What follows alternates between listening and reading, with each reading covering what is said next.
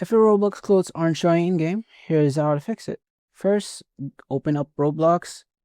This could be either on your browser or the Roblox app itself. Now, go to your avatar editor. Make sure that the clothing item is actually equipped on your character. Now, if you're on the app, go ahead and click on Customize. And next, try to remove the item and try equipping it again as so. Now, if you're getting your customization from the marketplace directly, most of the time it has not been equipped as of that, as you have to go ahead and be on the customize section once you bought an item. Now, if you're still using layered clothing, remove any items that may be conflicting with each other. Now, if that does not work, I want you to go ahead and try to leave the game and join again to refresh your character.